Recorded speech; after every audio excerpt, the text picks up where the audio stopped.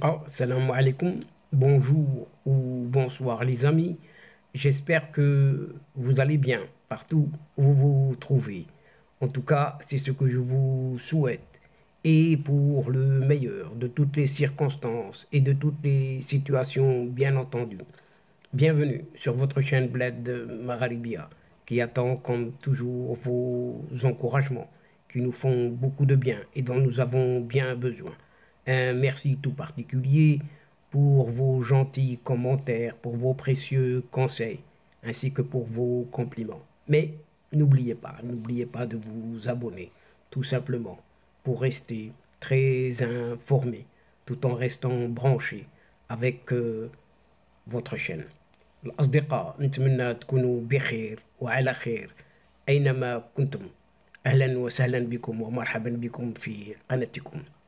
Cette séquence vidéo vous revient juste pour évoquer le dossier du Sahara marocain, encore une fois, où à l'ONU, un certain ambassadeur du Maroc déconstruit complètement les 7 mensonges fondateurs d'un certain agenda séparatiste d'un certain régime algérien. En effet, il revient que cet ambassadeur, représentant permanent du Maroc auprès de l'ONU, a totalement déconstruit ce mercredi dernier devant les membres de la 4e commission de l'Assemblée générale de l'ONU les 7 mensonges fondateurs d'un certain agenda séparatiste de l'Algérie au sujet, du Sahara marocain, ce qui n'est pas une surprise en soi. Il y a 60 ans, presque jour pour jour, et dans ce même bâtiment, le Maroc demanda en 1963 l'inscription de la question de ce qui s'appelait à l'époque le Sahara espagnol sur l'agenda du comité spécial de la décolonisation pour récupérer définitivement ces provinces sahariennes. Fermons les guillemets. En tout cas, c'est ce qu'a rappelé d'emblée un certain Omar Hillel. Omar Hillel a relevé que cette revendication a été confortée par la première résolution du C24, comme on l'appelle, en octobre 1964, suivie par celle de l'Assemblée générale, adoptée en décembre 1965, demandant à l'Espagne de prendre des mesures immédiates pour la décolonisation du Sahara espagnol à l'époque et de l'enclave mitoyenne d'Ifni, et ce à travers la négociation avec le Maroc. On ouvre de nouveau les guillemets. Grâce à la négociation préconisée par ces résolutions, Ifni a réintégré la mère patrie en 1969, alors que la décolonisation du Sahara s'est achevée en 1975, avec le retour mémorable de ce territoire à la mère patrie, le Maroc. Et ce, grâce à l'historique marche verte du 6 novembre 1975 et l'accord de Madrid du 14 novembre de la même année. On ferme de nouveau les guillemets, c'est ce qu'a indiqué l'ambassadeur, notant que cet accord a été déposé auprès du secrétaire général, puis entériné par l'Assemblée générale dans sa résolution 3458-B du 10 décembre 1975. Ça date déjà.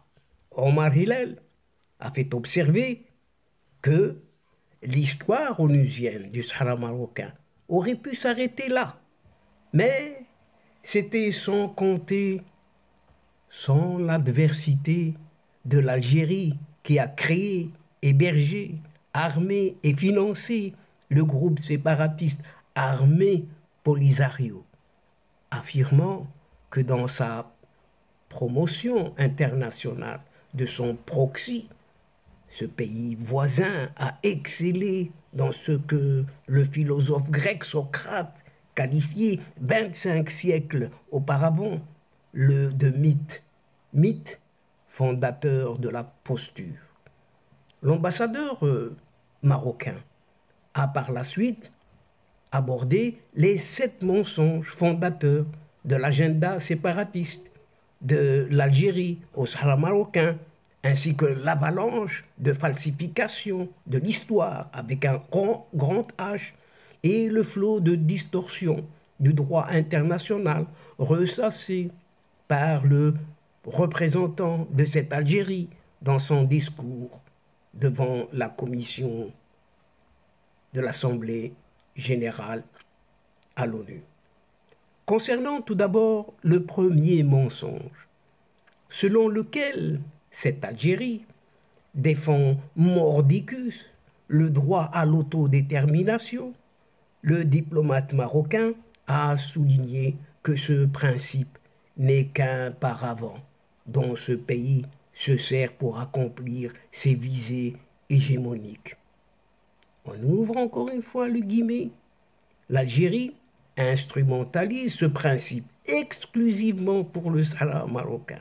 C'est la seule question qu'elle évoque depuis des années, sans oser dire un seul mot sur les autres questions examinées par cette commission, a fait observer Omar Hillel. Toujours Omar Hillel a rappelé que l'Algérie a fait fi de ce principe en soumettant par le biais de son ancien président, feu ce petit abbé, le 2 novembre 2001, à Houston, à l'envoyé personnel du secrétaire général d'alors, James Baker, une proposition de partition du territoire du Sahara, comme cela est consigné dans le rapport du secrétaire général, un rapport bien numéroté, bien daté, puisqu'il porte ce numéro S/2002/178 du 19 février 2002, paragraphe 2. C'est tellement précis, clair, net. Bien plus que cela, l'ancien ambassadeur algérien Abdallah Bali a adressé le 22 juillet 2002 une lettre plus explicite au président du Conseil de sécurité, dans laquelle il dit que l'Algérie demeure disposée à examiner la proposition concernant une possible partition du territoire du Sahara occidental, a encore rappelé Omar Hillel, ajoutant que le Maroc avait immédiatement et catégoriquement rejeté cette position. Omar Hillel a également relevé que l'Algérie a mis le principe de l'autodétermination sous le boisseau avec la proclamation à Alger d'une république fantoche, ce qui est contraire au principe même de l'autodétermination. L'Algérie dénie ce principe à un peuple qui le revendique bien avant la création de l'État algérien en 1962. Il s'agit du vaillant peuple kabyle, a fait savoir cet ambassadeur Omar Hillel. Évoquons cette fois-ci le deuxième mensonge, selon lequel l'Algérie demande le respect de la légalité internationale. Le diplomate marocain a fait remarquer que ce pays viole constamment la légalité internationale et bafoue la Charte des Nations Unies lorsqu'il s'agit des principes du respect de l'intégrité territoriale, du non-recours à la violence et de la primauté du règlement pacifique des différends. Point. L'Algérie s'est intéressée aux résolutions du Conseil de sécurité uniquement jusqu'en 2001, lorsque le secrétaire général a déclaré l'inapplicabilité du plan de règlement et par conséquent l'obsolescence du référendum. C'est ce qu'a encore précisé Omar Hillel, rappelant que depuis 2002, l'Algérie ignore les résolutions du Conseil de sécurité par la seule raison qu'elle recommande la solution politique durable et mutuellement acceptable pour le règlement de ce différend. On continue, et c'est ainsi. Le paradoxe est que certaines de ces résolutions ont été adoptées avec l'aval et la contribution de l'Algérie pendant qu'elle siégeait au Conseil entre 2004 et 2005, a encore expliqué Omar Hillel, notant que cette Algérie va même jusqu'à rejeter officiellement certaines résolutions du Conseil de sécurité, comme cela a été le cas en 2001 et en 2002, avec les résolutions 2602 et 2654.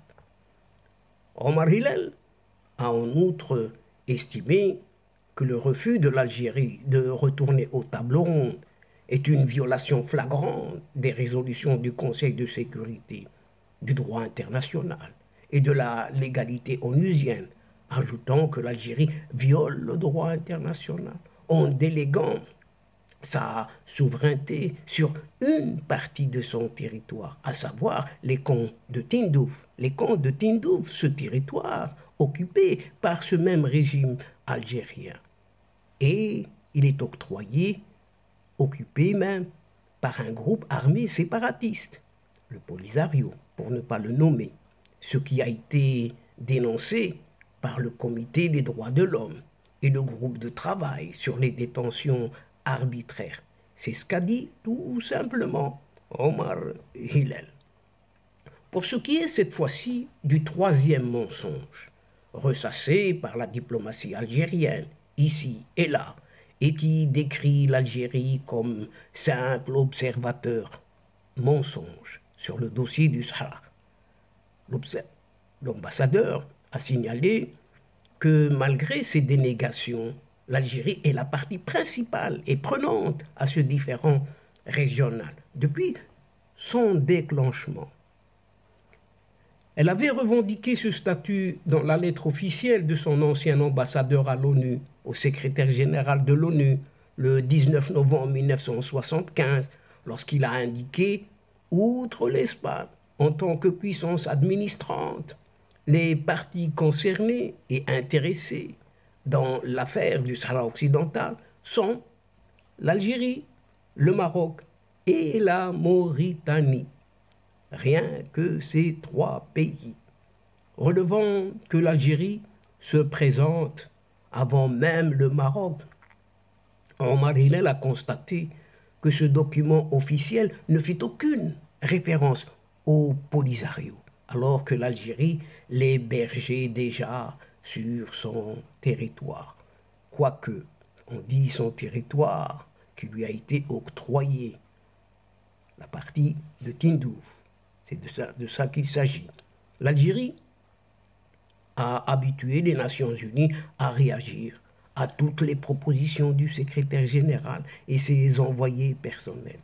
L'Algérie a ainsi refusé l'accord cadre proposé par l'ancien envoyé personnel, James Baker, pour communiqué du Conseil des ministres de l'Algérie en date du 25 février 2002, a encore rappelé Omar Hillel, pour rafraîchir quelque peu la mémoire amnésique de ses représentants algériens.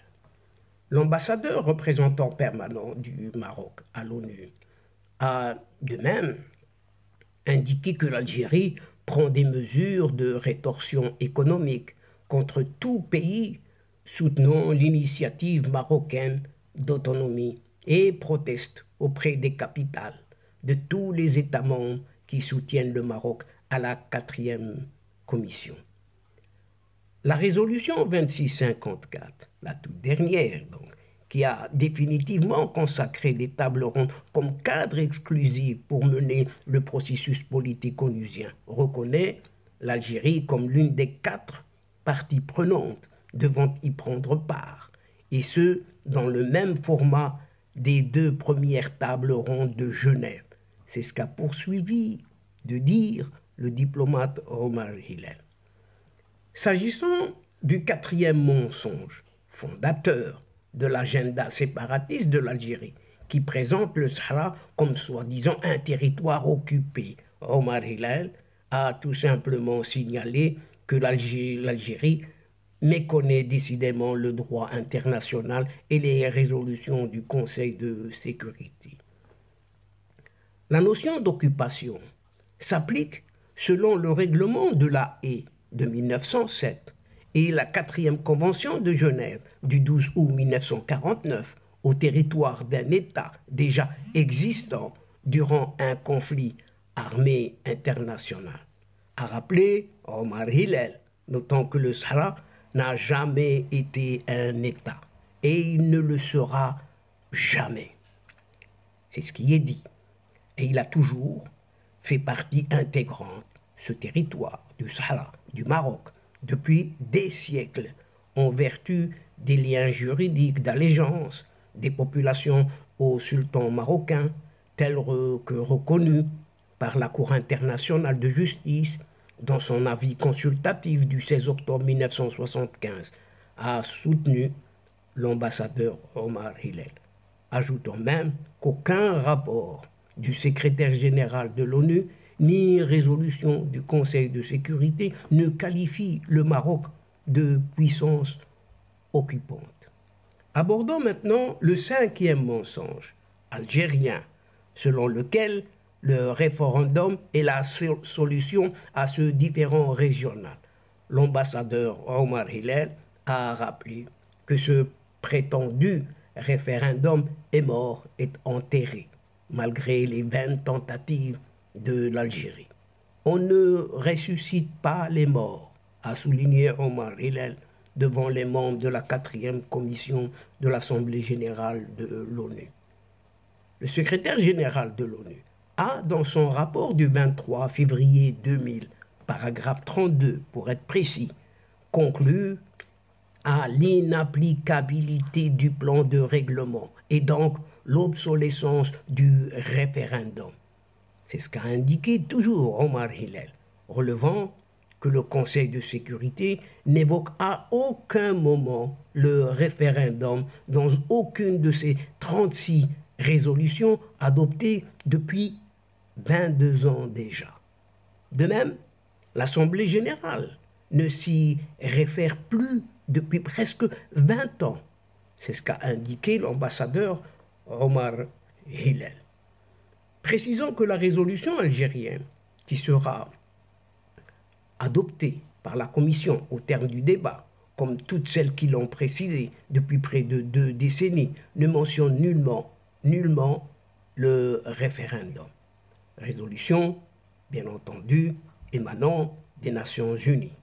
Maintenant, revenons sur ce sixième mensonge, de ce mythe fondateur de la posture algérienne concernant le Sahara marocain, qui décrit l'Algérie comme pays hôte des camps des Sahraouis réfugiés à Tindouf. Tindouf, rappelons-le, toujours en territoire occupé par ce régime algérien. C'est ce que Omar Hillel a affirmé, que l'Algérie n'est pas le pays hôte des camps de réfugiés de Tindouf, mais plutôt le geôlier, une prison des populations qui y sont séquestrées. En effet, ces campements sont une zone de non-droit et le théâtre de violations graves et généralisées du droit international perpétrées par le groupe armé séparatiste Polisario, qui a des liens avérés avec la nébuleuse terroriste au Sahel, a dénoncé Omar Hillel, soulignant que le régime algérien instrumentalise politiquement ces camps, qu'il présente comme le symbole de l'existence d'un soi-disant problème appelé le Sahara occidental. Dans ces camps, les enfants sont enrôlés, embrigadés et contraints de rejoindre les milices du Polisario en tant que soldats. C'est insurgé, l'ambassadeur dénonçant un crime de guerre selon le statut de Rome et de la Cour pénale internationale. Et en ce qui concerne enfin le septième mensonge selon lequel l'Algérie supporte le fardeau humanitaire des camps de Tindouf, Omar Hillel avait remarqué que l'aide humanitaire que ce pays accorde au camp de Tindouf est infiniment minime. C'est la communauté internationale qui apporte le plus gros de l'aide humanitaire et financière à ces camps, a tenu à préciser Omar Hillel, notant que l'Algérie consacre plusieurs milliards de dollars pour armer le groupe séparatiste Polisario et lui assurer l'appui diplomatique à travers le monde, notamment par le biais des cabinets de lobbyistes. L'Algérie ferme les yeux sur le détournement des aides humanitaires internationales par les responsables du Croissant Rouge algérien et ceux du groupe séparatiste armé Polisario, a encore indiqué l'ambassadeur Omar Hillel.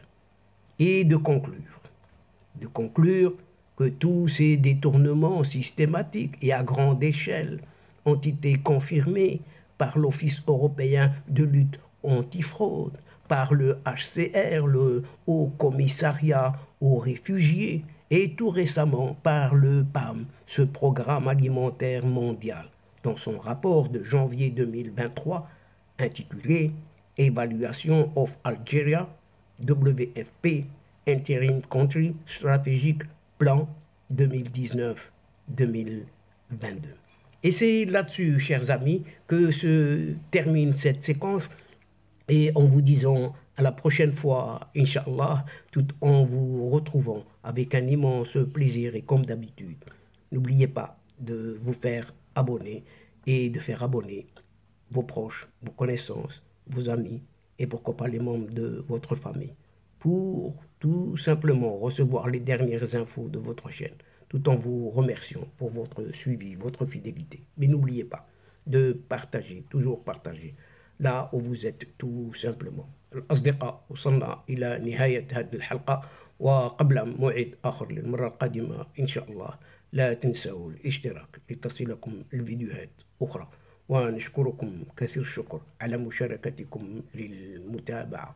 L'instant est juste arrivé pour vous dire au revoir les amis et à la prochaine fois Inch'Allah. الأصدقاء السلام عليكم ورحمة الله وبركاته مع السلامة.